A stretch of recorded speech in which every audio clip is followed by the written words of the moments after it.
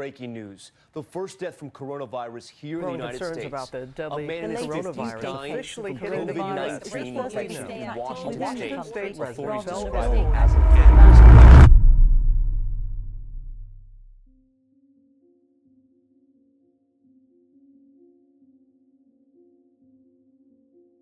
In early March of 2020, the world stood still. Streets that were once filled with people now remained empty and silent. Reports from all over the world started flooding media outlets about a deadly new disease that was spreading across the globe. Businesses closed, air travel ceased, and everyone stayed at home, uncertain what the future would hold.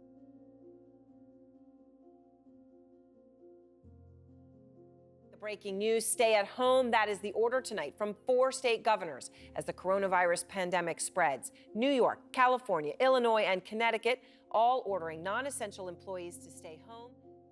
While researchers and medical experts worked tirelessly to develop a vaccine, primary care faced a whole new set of challenges.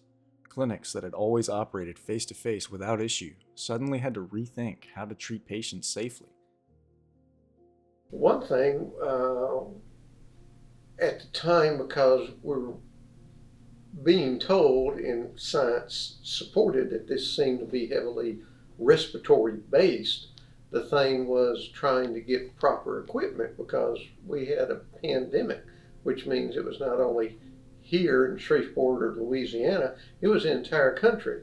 And supplies for simple things like masks and gowns, those were in short supply. Protective equipment began to run short quick. Things like masks, gloves, and gowns couldn't be found or bought anywhere, not even online. We were seeing people in person, but everything that could be done without leaving your house was still being done that way.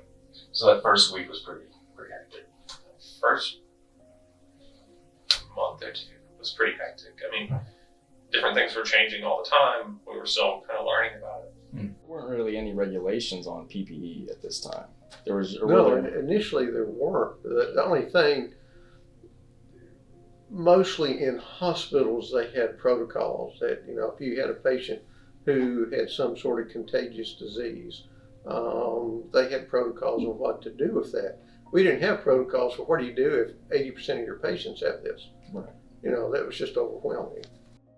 While orders for PPE were being filled, local communities and even some patients began to donate supplies. Yeah, the community really did rally and help us out quite a bit. There were painting stores, I can't remember the exact name. Some of the local ones, like maybe Caddo Paint, they donated masks. The dentist offices donated a lot of masks because they couldn't see patients during the shutdown. And Speaker Mike Johnson, he wasn't the Speaker of the House then, he was just a congressman, but he even arranged to have masks sent to us and donated. So yeah, the community really did help us out quite a bit. Patients would sew masks, and bring cloth masks for us to have. So that was nice to see. Think of the benefits of being able to see a doctor from your home. Due to early restrictions on basic preventative care, only those with COVID symptoms were being checked out. This led to clinics outsourcing this process to over-the-phone care, known as telehealth. Back to telehealth there, we were just talking about that. What role did telehealth play in maintaining continuity of care? It was very important, very important. Patients who maybe needed some medical care for, not COVID, let's say they just woke up with a earache or leg pain, something that's not COVID related, they didn't want to come to the clinic because they didn't want to catch COVID, understandably. So telehealth, really played a part in trying to keep patients safe that weren't experiencing COVID symptoms but still needed medical treatment.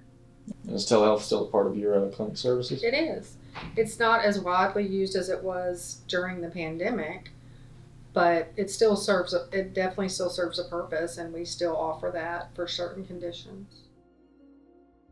As the weeks went on and clinics began to adjust, it was hard for everyone to find accurate information. In the age of digital media, misinformation can spread fast due to just how many sources of information there are now. Medical experts realized that half the battle would be educating people. 90% of what I do is teaching people how to take care of themselves, just educate them. And that still holds true even for this. Sadly, back to the political part of this, we have groups of people who, despite science and despite real life experience, they just don't want to admit that if you're sick, you should stay home. If you're sick, you may want to wear a mask if you're sick with certain illnesses. And it's okay to take vaccines.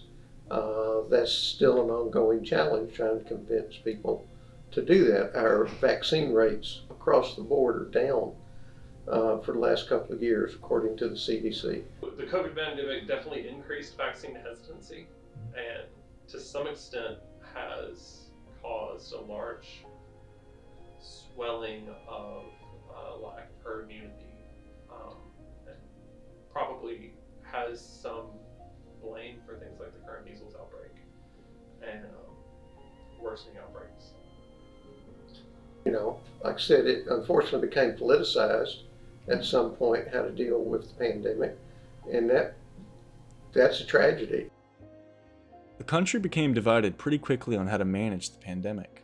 Contradicting stories and misinformation spread like wildfire through social media, which had a staggering effect on how many people were getting vaccinated. A Kaiser Family Foundation survey found that 78% of US adults either believed or were unsure about at least one false statement regarding COVID-19 or its vaccines. There's 1,000 voices in this internet-connected age that we have that constantly have 1,000 different ideas, and it can be really hard to know, who should I listen to, who's based in evidence, who's based in science, who's biased. And so I would encourage people to do what they can to find scientific, fact-based, evidence-based answers. But that is increasingly hard in a world where we're getting our information from 100 different sources, unvetted sources. March of 2025 marked 5 years since the initial outbreak of the COVID-19 pandemic. Though COVID-19 is definitely still around, with 52,000 cases being reported globally last month, the medical community and people at large faced many unique challenges during these initial years. Despite these obstacles, we pushed through and adjusted. What lessons did you learn as a leader that would guide you in future health crises? Not to panic would be the first thing. I think that's real important. Working as a team, right? It wasn't just me making all the decisions. The doctors played an important role too. Everyone was throwing out ideas. How can we do this service? How can we take care of this particular patient population? As far as future, what would help us in the future? I think as a country, we learned a lot of lessons from COVID. We keep a little bit more PPE on hand than we probably did before the pandemic, just because, we know how quickly things, became unavailable, just because everybody needed masks and everybody needed gloves. So I think just everyone realizing that, we're here to help. We're, doing the best that we can. We may be short-staffed. Right? As communities started opening back up, so did the people. Now that 5 years have passed, people have largely gone back to their normal lives. People are getting together again and having fun.